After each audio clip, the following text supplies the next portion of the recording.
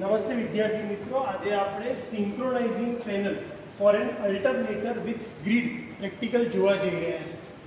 આ પ્રેક્ટિકલનો main intention આપણું જે આ અલ્ટરનેટર છે તેને ગ્રીડ સાથે કનેક્ટ કરવાનું છે અને એટલા માટે સૌથી પહેલાં આપણે દરેક પાર્ટ્સ છે એને સમજવા ટ્રાય કરીશું.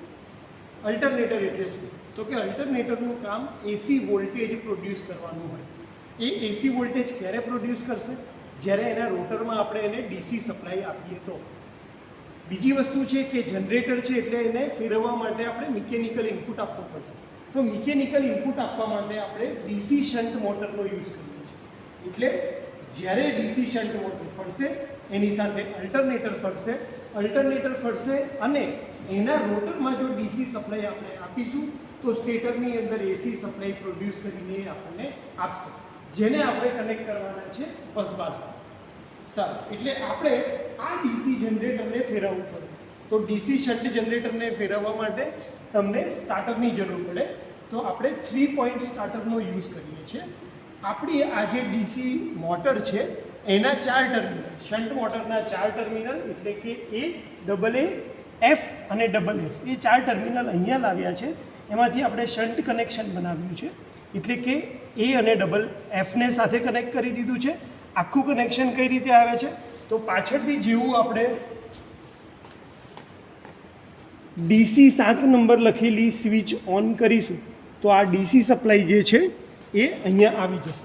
એના કરતાં પણ પહેલાં વાત કરીએ કે આ પ્રેક્ટિકલ પરફોર્મ કરવા માટે આપણને એસી અને ડીસી બંને સપ્લાયની જરૂર પડશે અને એટલા માટે સૌથી પહેલાં આપણે આ રેક્ટિફાયરને ચાલુ કરવું પડશે. તો આપણે પાવર સિસ્ટમ લેબમાં જઈ સૌથી પહેલાં મેઇન સ્વિચ ઓન કરશું, ત્યારબાદ રેક્ટિફાયરની સ્વિચ ઓન કરશું. રેક્ટિફાયરની સ્વિચ ઓન કર્યા બાદ આપણે એસી 17 નંબરની સ્વિચ ચાલુ કરવી પડશે. આ એસી 17 નંબરની સ્વિચ ચાલુ કરશો એટલે આ રેક્ટિફાયરને સપ્લાય મળશે. ત્યારબાદ સપ્લાય આગળ લઈ જવા માટે આપણે આ બંને સ્વિચ ઓન કરવી પડશે અને આ બંને સ્વિચ ઓલરેડી ઓન છે એટલે આપણો ડીસી સપ્લાય દરેક પેનલ ઉપર પહોંચી જશે. હવે એ સપ્લાયને આગળ લઈ જવા માટે પેનલની પાછળ જે સ્વિચ લખી છે એટલે અહીંયા ડીસી સપ્લાય આપવા માટે લખ્યું છે DC 7 અને એસી સપ્લાય આપવા માટે સ્વિચ લખી છે AC 45. તો આપણે પાવર સિસ્ટમ લેબમાં જઈ AC 45, DC 7, AC 17 આ 3 સ્વિચ, રેક્ટિફાયર અને મેઇન સ્વિચ એટલે કે ત્યાંથી 5 સ્વિચ ચાલુ કરીને આવશું. અહીંયા આવી અને આ AC 17 1, DC 7 2 અને AC 45 3, આ 3 સ્વિચ આપણે ચાલુ કરીશું. આ સ્વિચ ચાલુ કરીશું એટલે આપણો સપ્લાય એસી ચાલુ કરવાનું બાકી છે. મેં કીધું એ એસી જે ચાલુ કરવાનું છે એ આપણે જ્યારે ગ્રીડની વસ્તુ સમજશું, ગ્રીડનો ટોપિક, ત્યારે આપણે એને સ્ટાર્ટ કરીશું. અત્યારે આપણે પહેલાં બ્રીફ ઇન્ટ્રોડક્શન જોઈ લઈએ. તો જેવો તમે ડીસી સપ્લાય ચાલુ કરશો એટલે પાવર પોઝિટિવ અને નેગેટિવ અહીંયા આવી જશે. આ 230 વોલ્ટ એટલે કે પોઝિટિવ આપણે આપ્યો છે L સાથે. આ જે પોઝિટિવ સપ્લાય છે એ આ જે પોઝિટિવ સપ્લાય છે અહીંયા દેખાય છે અને એ મીટરની અંદર તમે એનું વોલ્ટ મીટરમાં તમે એનું રીડિંગ પણ જોઈ શકો છો કે 230 વોલ્ટ ડીસી આવી ગયું છે. તો આ પોઝિટિવ સપ્લાય જશે તમારા સ્ટાર્ટરના એલમાં, સ્ટાર્ટરના આર્મેચરમાંથી નીકળી અને વાયર જશે એમાં અને સ્ટાર્ટરના એફમાંથી વાયર નીકળી અને જશે એફમાં. તો અહીંયાથી આપણે ડીસી શન્ટ મોટર માટેનું કનેક્શન કરી દીધું છે. નેગેટિવ માટે શું કરશું? તો કે AA અને ડબલ એફ શોર્ટ કરી અને નેગેટિવ સપ્લાય છે એ આપણે નેગેટિવ સાથે કનેક્ટ કરી દઈશું. આટલું કનેક્શન કર્યા બાદ આપણી ડીસી મોટર રેડી છે ચાલુ થવા માટે. એટલે આ ડીસી મોટરને સપ્લાય આપણે આપીશું આ સ્ટાર્ટરની મદદથી. પાછળ આપણે ઓલરેડી ડીસી સપ્લાય ચાલુ કર્યો છે એટલે જેવું હું સ્ટાર્ટર ઓન કરીશ ડીસી મોટર ફરશે, એની સાથે સાથે અલ્ટરનેટર ફરશે. અલ્ટરનેટરને હજી આપણે ડીસી સપ્લાય આપ્યો નથી. જે ડીસી સપ્લાયની વાત કરી છે એ આપણે ડીસી શન્ટ મોટર માટેની વાત કરી છે. હજી આપણે આને સપ્લાય આપવાનો બાકી છે. આ ફરશે, આની અંદર પોની જનરેટર છે જેની સર્કિટ આપણે અહીંયા જોઈ શકીએ છીએ. આ આપણી પોની જનરેટરની સર્કિટ છે જેની અંદર ડીસી કરંટ વેરી કરવા માટે આપણે રિયોસ્ટેટ કનેક્ટ કર્યો છે. આ રિયોસ્ટેટનું રેટિંગ 8.5 એમ્પિયર 19 ઓહ્મ છે. અને આનું જો આપણે સેટિંગ જોશું, કનેક્શન જોશું, તો એક આપણે નીચેવાળા ફિક્સ ટર્મિનલ પર આપ્યો છે અને ઉપર એક વેરિયેબલ ટર્મિનલ ઉપર આપ્યો છે. અને આપણે કારણ કે ઓલરેડી અમે પ્રેક્ટિકલ પરફોર્મ કર્યો છે અને સિંક્રોનાઇઝેશન કરવામાં ટાઈમ ના બગડે એટલે અમને ખબર છે કે બહુ ઓછા રેઝિસ્ટન્સ ઉપર આપણને વોલ્ટેજની વધારે વેલ્યુ મળી જાય છે. તો આ રિયોસ્ટેટની મદદથી આપણે રોટર સર્કિટમાં જે ડીસી કરંટ આપીએ છીએ એને વેરી કરી શકીએ છીએ. આ સર્કિટ કમ્પ્લીટ થઈ ગઈ, આપણી આ સર્કિટ કમ્પ્લીટ થઈ ગઈ, આપણું સ્ટાર્ટર પાર્ટ કમ્પ્લીટ થઈ ગયું. એટલે જેવું આપણે ડીસી શન્ટ મોટર સ્ટાર્ટ કરશું, અલ્ટરનેટર ફરશે, ત્યારબાદ આ રિયોસ્ટેટની મદદથી વોલ્ટેજ પ્રોડ્યુસ કરશું. અલ્ટરનેટર એ વોલ્ટેજ પ્રોડ્યુસ કરશે. એના ટર્મિનલ દ્વારા વોલ્ટેજ અહીંયા આવે છે, આ વાય અને ડી. એનો કરંટ મેજર કરવા માટે આપણે 3 ઇમીટર રાખ્યા છે અને એના ટર્મિનલના કનેક્શન ડાયરેક્ટ અહીંયા આપ્યા છે. એટલે તમારે અલ્ટરનેટરના વોલ્ટેજ માપવા હોય તો તમે મલ્ટીમીટરની મદદથી અહીંયા વોલ્ટેજ માપી શકો છો. આ રીતે અલ્ટરનેટરની આપણી જે કેપેસિટી છે જનરેટ કરવાની એ 415 વોલ્ટની છે. એટલે 415 વોલ્ટ જો આપણે જનરેટ કરીએ તો એ અહીંયાથી સપ્લાય આવી અને આ સ્વિચ ઉપર આવીને ઊભા રહે છે. એટલે સ્ટાર્ટિંગમાં જ્યારે તમે પ્રેક્ટિકલ કરતા હોય ત્યારે તમારે આ બધી જ જે સ્વિચ છે એ ઓન રાખવાની છે, જેથી કરીને બે સપ્લાય ભેગા ના થાય. બે સપ્લાય એટલે કયા કયા? પહેલો સપ્લાય કે જે અલ્ટરનેટરે જનરેટ કર્યો એ, અને બીજો સપ્લાય કે જે આપણે એસી સ્વિચની મદદથી લાવીએ છીએ. હવે હું પાછળથી એસી 45 નંબરની સ્વિચ ઓન કરીશ.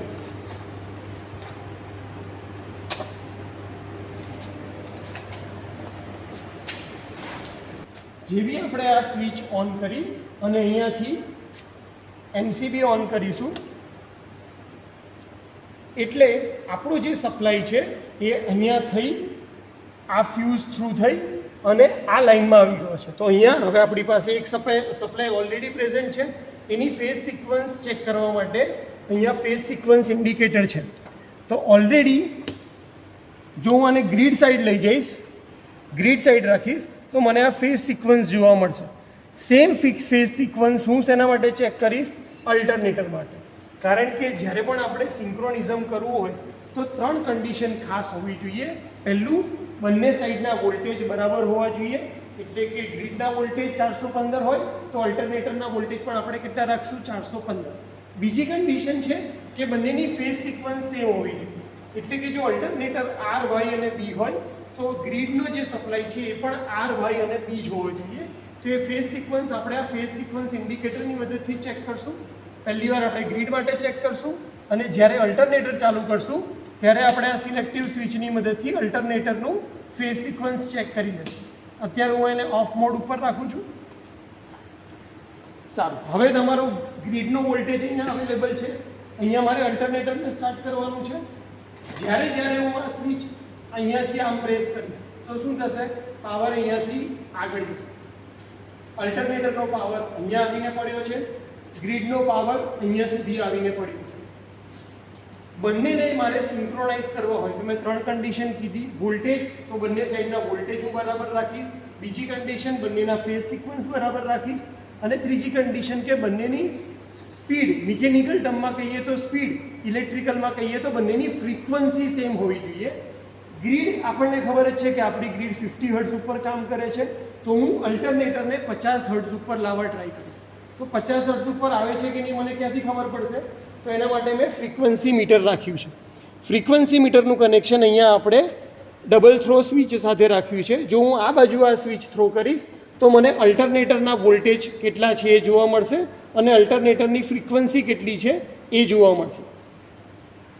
જો આ સ્વિચ જે છે એને હું આ બાજુ રાખીશ તો એનાથી મને ગ્રીડના વોલ્ટેજ કેટલા છે એ ખબર પડશે અને ગ્રીડની ફ્રીક્વન્સી કેટલી છે એ ખબર પડશે. આ વાઇબ્રન્ટ ટાઈપ ફ્રીક્વન્સી મીટર છે. એટલે જે ફ્રીક્વન્સી હશે એ ફ્રીક્વન્સી વાઇબ્રેટ થતી હશે.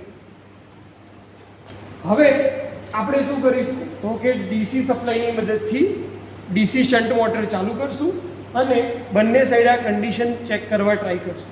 અહીંયા જે લેમ્પ આપ્યા છે એ ઓલ ડાર્ક મેથડ માટે આપવામાં આવેલા છે. ઓલ ડાર્ક મેથડ એટલે કે જ્યારે બંનેના ફેઝ ત્રણે ત્રણ જે ફેઝ છે in phase 120 degree phase shift ત્રણે ત્રણ વચ્ચે હશે ત્યારે ને ત્યારે જ ખાલી આ ત્રણે ત્રણ લેમ્પ ડાર્ક થઈ જશે. એટલે આપણને ક્યારે ખબર પડશે કે બંને સાઈડ ફ્રીક્વન્સી ફેઝ સિક્વન્સ અને વોલ્ટેજ સરખા છે? તો કે ત્રણે ત્રણ જે લેમ્પ આપ્યા છે ત્રણે ત્રણ ફેઝની અંદર બે લેમ્પ આપ્યા છે એ ડાર્ક થઈ જાય. આપણે ઓલ ડાર્ક મેથડ એપ્લાય કરી છે. ત્યાર પછી જ આપણે સિંક્રોનાઇઝેશન સ્વિચ ઓન કરશું. જેવી સિંક્રોનાઇઝેશન સ્વિચ ઓન કરશું એટલે આપણું જે અલ્ટરનેટર છે એ ગ્રીડ સાથે કનેક્ટ થઈ ગયું ગણાશે. એટલે સ્ટાર્ટિંગમાં આપણે આ બધી સ્વિચ ઓફ રાખવાની છે અને ડીસી સપ્લાયને ચાલુ કરશું. એની પહેલાં બીજી એક વાત કે આપણે અહીંયા બે લેમ્પ શું કામ લીધા છે? કારણ કે આપણે 415 વોલ્ટ જનરેટ કરીએ છીએ. એક સિંગલ લેમ્પની કેપેસિટી ખાલી 230 વોલ્ટ હેન્ડલ કરવાની હોય છે.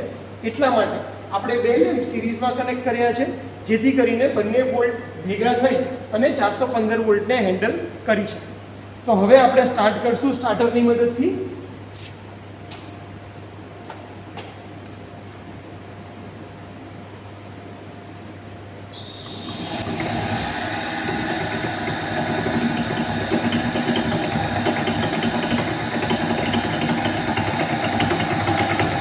હવે આપણે સ્ટાર્ટરની મદદથી ડીસી મોટર ચાલુ કરી આપણું અલ્ટરનેટર ફરવા લાગ્યું છે. અહીંયા રિયોસ્ટેટની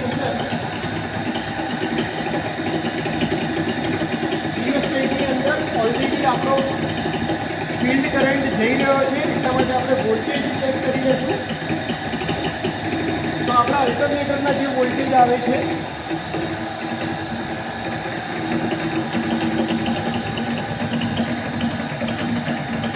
અલ્ટરનેટરના વોલ્ટેજ આવે છે 462 વોલ્ટ અત્યારે. ઓકે, અને ગ્રીડ સાઈડના વોલ્ટેજ ચેક કરી લઈએ.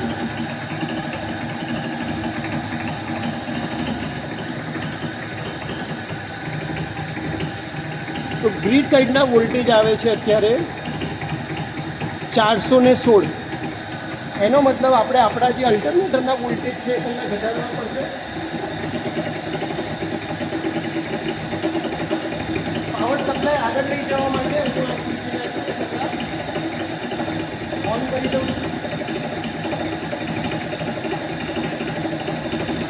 અત્યારે આપણી ફ્રીક્વન્સી જે લઈએ કે જો હું ગ્રીડ સાઈડ રાખું છું તો ફ્રીક્વન્સીની વેલ્યુ ગ્રીડની 49.5 થી 50ની વચ્ચે છે એટલે કે 49.78ની વચ્ચે હશે.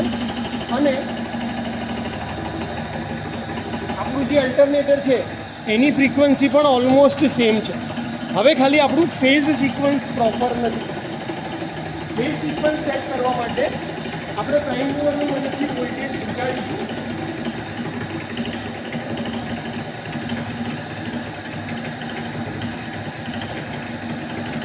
હવે તમે જોઈ શકો છો કે લેમ્પ ઓન ડાર્ક થઈ ગયા છે.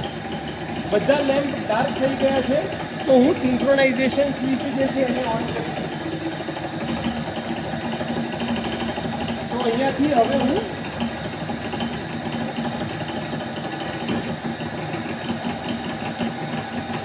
સિંક્રોનાઇઝેશન સ્વિચ ઓન કરી આપણો જો સિંક્રોનોસ્કોપ દેખાડે છે અત્યારે ત્રણે ત્રણ ગ્રીન બટન એટલે કે હવે આપણું જે અલ્ટરનેટર છે એ ગ્રીડ સાથે કનેક્ટ થઈ ગયું. અને આપણે આની અંદર ઓલ ડાર્ક મેથડનો યુઝ કર્યો.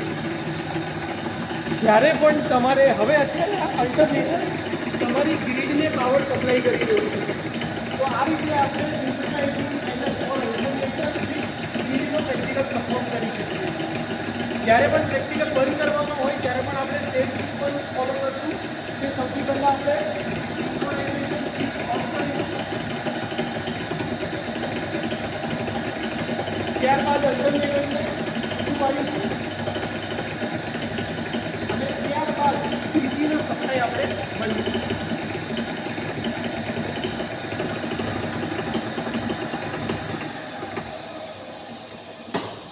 ડીસીનો સપ્લાય જેવો બંધ કરો એટલે એક વાત એન્શ્યોર કરી લો કે સ્ટાર્ટર પોતાની જગ્યા ઉપર પાછું આવી ગયું હોવું જોઈએ.